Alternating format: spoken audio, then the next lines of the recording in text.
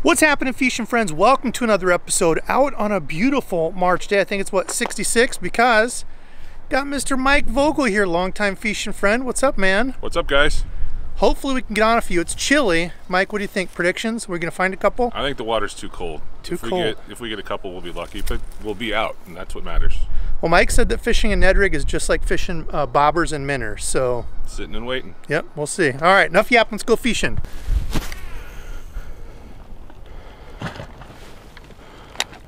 So much crap in this thing. Necessary fishing gear is what you meant to say. There's so much necessary gear in here. But this bag was empty before I started today.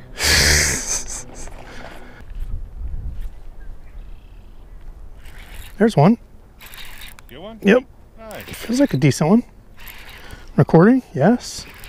All right, first one of the day on the drop shot out there ways. Not a tiny baby Debo dink. Not bad for the first one of the day. Boy, he T-boned it.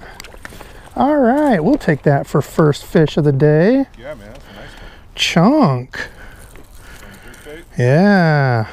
All right, well, there we go. First one of the day for me on the Smith wick. That's a Uncle Frank special. That dude is bellied out. All right, well, I will take a whole bunch of these. I always say I am not a jerkbait expert, but gosh, look at that dude. 2.5, 2 3/4. Look at that. Thick. My scale's not working. I still haven't put new batteries in it. That's all right.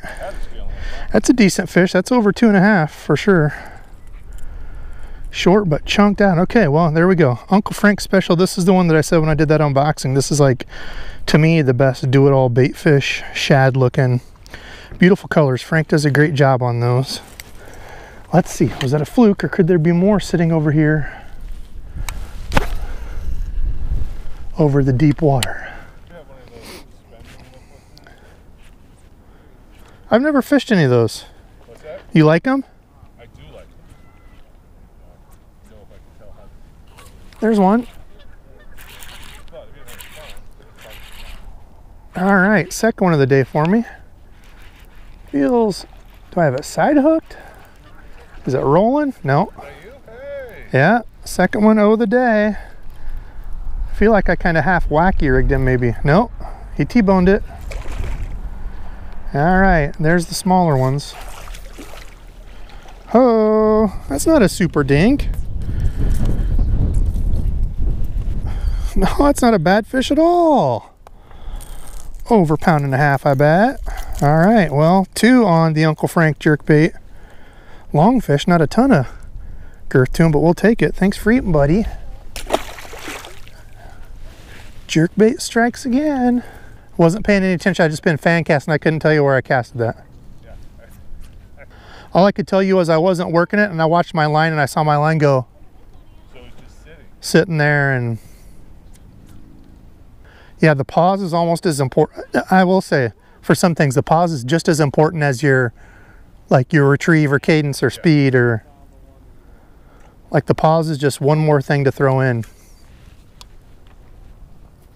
Oh, I'm working it too fast or too slow, or you know, how much are you pausing it though? Oh, I don't really stop it. Target shooting.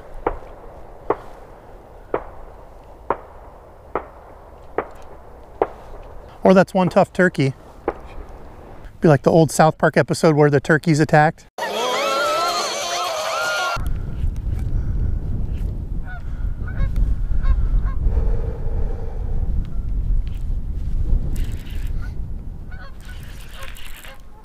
There's another one. On the pause. Every one of them's been on the pause. Another decent little dude. Well, at least none of these are super micro dinks. Oh, he's got the last hook. Oh, there we go. All right, another decent one.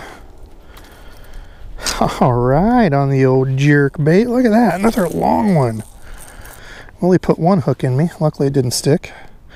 Should have just grabbed my pliers, but I was being difficult here. Didn't want to get the pliers out. Almost got a hook in my finger.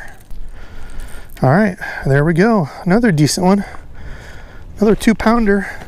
It's been a decent, pretty close to 2-pound average on 3 fish. Again, same jerkbait, haven't switched up or anything. It's good clear water. So this is that, I forget, it's like the blue purple back. White belly, kind of see through with some blue iridescence. That's doing the deal. I'll do the rod, reel, line breakdown, all that at the end. Starting to get dark here, sun's going down.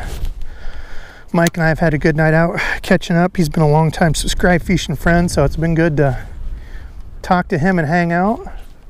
Maybe we'll get a few more here, the hour of power as the sun's going down. All right, fishing friends, unfortunately the sun went down, the bite died off, but still awesome and not a bad night of fishing, getting to meet Mike. And, you know, in a couple hours of fishing with 41-degree water, I wasn't too surprised that we only caught a handful of fish. And everyone came while, let's see, while this jerkbait, this is the one I was throwing, not this color, but this Smithwick Pro Rogue, as you can see there. And these is one of those custom colors that Uncle Frank did. Frank Scala, she was on a live I had quite some time ago, but I'll leave this link down below for LureNet so you can check these out. I've got my discount code. Anything you get over there at LureNet, you get a discount, and a small piece of that comes back to me to help the channel out so I can get more lures, do reviews, all that kind of stuff, giveaways, all those fun things. But yeah, this was the Smithwick Rogue. Honestly, a jerkbait that I have not used a ton, but the colors look so dang good. I'll leave that color below, but like I said in the video, it's like a perfect little bait fish, you know, kind of dark top shad looking deal. Now, the most important thing out of this trip, and I was kind of talking about it in the video, is the pause. Every single one of those bites, when it's really cold water like this, I look for a good deep, you know, if I can find a drop off like this to throw the jerkbait, even better, but a good drop off when I'm throwing a jerkbait from the bank, because I want that jerkbait to just sit there.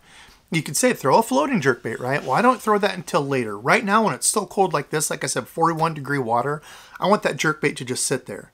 You know, I work it, flip, flip, you know, pop, pop, and then it just sits there dead. And every single bite I had was right when it was just sitting there doing nothing to it. So don't be afraid to mix up, you know, your pop speed, how long you're waiting. That cadence with the jerkbait is kind of everything. We also found, I think there was a couple trees out there. So if we could have worked around those even more, we probably would have caught more fish. But that was the big key to catching those fish in this trip. The combo, this one, I've had this reel for a while. This is the Xenon, the MG7. I got this one overseas. Somebody hooked me up with a super good deal on the JDM version of this one. There's a different US market version. I forget what it is, but this is the magnesium one. Casts awesome. It's an expensive reel. I mean, had I not got the deal on it, ain't no way I'd have it. But sick little reel, casts it really well. I was throwing, I think, 12-pound fluorocarbon on this one. This has been a rod that I've used for topwaters, for jerkbaits. Y'all have seen it before. This is not the jerkbait I was throwing, but that's the Berkeley Stunna 110. This is the deeper diver. Was hoping to get some fish on it out on the river with pops, but I didn't. The rod is that Kistler jerkbait rod. I've showed you this a number of times. My jerkbait rod oftentimes doubles as my topwater rod. So this one is a light, medium, heavy, 6'10", rated for lures 1/8 up to 3/4 ounce. It's a decently soft rod, but not overly soft, not super noodly wimp. You want something with, you know, a decent tip, but not too crazy, you know, like a glass crankbait rod. At least I don't like that. When I'm working the lure or topwater, I don't want the whole, you know, tip of it doing this. So I want some softness to it, but I also want it to still have a backbone to where I can work that. And this has been an awesome, awesome jerkbait setup. I love that I talked to you all about, you know, fingering my line and putting my finger here.